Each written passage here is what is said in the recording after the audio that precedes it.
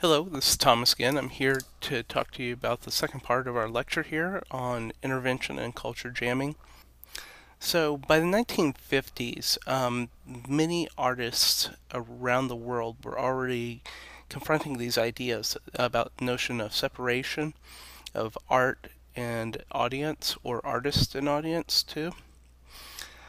The several examples, such as the Viennese Actionists, the Fluxus movement, both in Europe and in the U.S., and in Japan we have Gatai. Let's talk about some of the people who were involved in these three movements. One of the earliest examples is the Gatai group. Roughly translated, Gatai means concrete, and they're interested in the momentary, that actual act of the artist's practice. And in their manifesto, they make references to museums even being graveyards. So those things that we normally think of as art artifacts seem to be a little lifeless to them. This group was founded by Jiro Yoshihara in 1954, and they go on to do many actions. Gatai is interventionist because they're very interested in doing these acts in public. Since the art for them is in the moment, it's about hitting that moment. That's where our art emerges for them. As an example, we have Murakami Saburo here in Laceration of Paper. Saburo challenges these ideas about mark making physically with his body. In this example, he set up 40 different canvases stretched with paper, and he rushes through them. And yes, there's a mark left on the paper as it's torn, as his body goes through, but once again, it's really about that moment. In the United States, about this time, mid-50s, early 60s, Alan Capra starts a group of interventionist sort of acts, very performative. So they're referred to as happenings. So it's a happening is like a performance, an event, or even a situation where there's a bunch of different artistic practice going on, such as maybe there's a painter or somebody's drawing, perhaps there's a musician. It could be other kinds of multidisciplinary sort of acts going on. Key here is that one, all of this stuff is going on, and the space is really changeable by the user. The audience is allowed to pass through, to literally interact with the space and with the artist. Happenings usually have some sort of script, but it's fairly loose to allow for the improvisation and the input by the audience, challenging the notions of who's an audience member and who's a maker. Another early example from Alan Capra is this idea of the fluids. These are large ice block structures, big rectangles, unbroken with no openings. They kind of resemble cinder block houses. And over 3 days, many of these are to be installed around the city. They're installed by volunteers and by people from the community. So there's a collaborative, performative, and communal, meaning part of the community, act to make these temporary monoliths of ice. A European organization that's working about the same period, starting in the mid-50s, early 60s, are the Viennese Actionists. And as their name implies, they are interested in action. They're interested in this idea of radicalizing theater, making the performance actually connect to the world.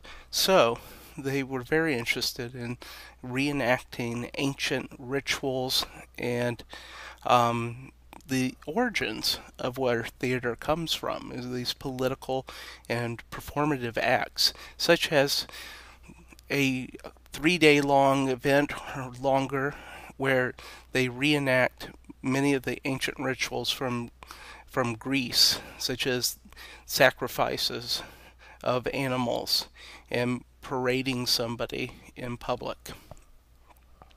These are known as the Orgy Mystery Theaters. They happened between 1957 and the early 60s. Situationists International is a European organization that starts about the same time, late 50s, and runs through the late 60s. They're only around for about 15 years, but they have had deep influence on artists who've come since them.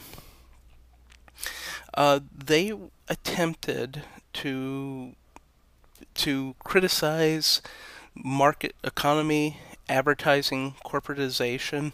They have a distinctly Marxist viewpoint, but they're also very, very careful in their philosophy and the art that they make to be sure that Marxism or their philosophy, like Marxism, like capitalism, doesn't turn into a dogma where it's treated as the only truth. Their ideologies lead them to conduct a series of different sorts of experiments, and one of the most important ones is this idea of the derive, where you drift through a city. You drift paying attention to the way that our organization of the city and culture and laws affect our psychology and our behavior. This is an idea that comes out of sociology, also known as psychogeography. And other artists have found that very interesting, that way that our environments influence the way we behave. Vito Konchi, starting in the late 60s, becomes an interesting performance artist who often could be seen as sort of a proto-interventionist. In Following Piece, which is 1969, he would select a person or a passerby and follow them until he or she disappeared into some place that they couldn't be followed anymore. This could take a few minutes, or it could be a few hours. And like a detective, like an undercover detective, he's making notes about this person who he's tracking. And he does this for every day for a month. And he typed up an account of each one of these passages or these surveillances and sent it to a different member of the art community.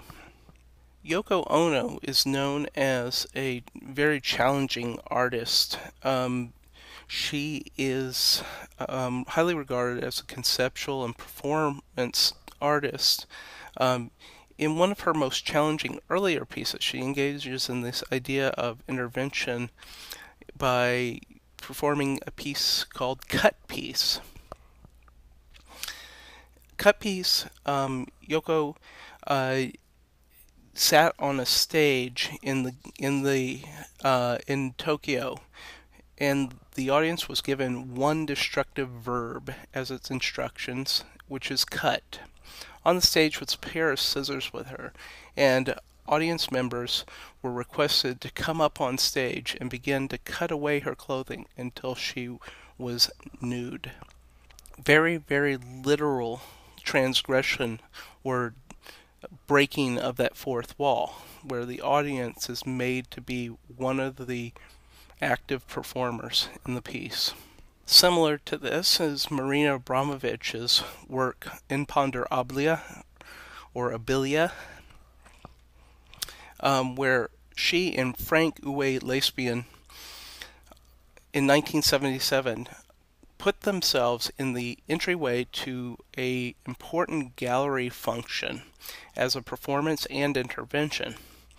In order to get into this important event, you had to brush past their naked bodies, and so a audience member became part of a social experiment, part of an experience, whether or not you could, in your mind, bring yourself to pass by. Who would you face? What does it mean? What are the implications? In 2010, this piece is reenacted at the MoMA during a retrospective for Marina. Here's a couple other shots of people either passing the nude models or contemplating what it means. Let's move into more of the now.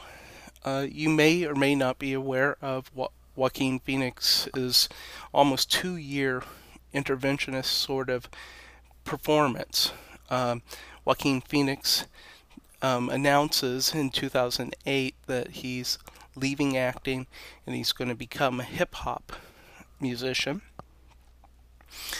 Soon after he announces this on Letterman, and seems to be frazzled, a little confused, a little dazed. It shocked many people, this announcement of retirement from acting, because he seemed to be on a high point of his career. Casey Affleck follows him around making a documentary of this transition of his life. And it is late in 2010 that we find out that this is actually a mockumentary, where Phoenix and Affleck are exploring these ideas of the nature of reality, and especially this idea of reality television. And so Phoenix has taken on this role to live out his life as this guy in transition to create this. The film premiered at the Venice International Film Festival in September 2010, and when it was announced that it was a mockumentary. The last one for this slideshow will be Luz Interruptus. What we see here are images from Beings Packaged in Light, 2010. Luz Interruptus is a Spanish collective who work with light. Their practice is primarily interventionist, as in the placement of non-standardized sculptural forms into public and private environments. This is the grounds of a museum in Spain, of a colonialist building with gardens and a reflecting pond in the front. In these bags seem to be black figures underlit on the ground at night.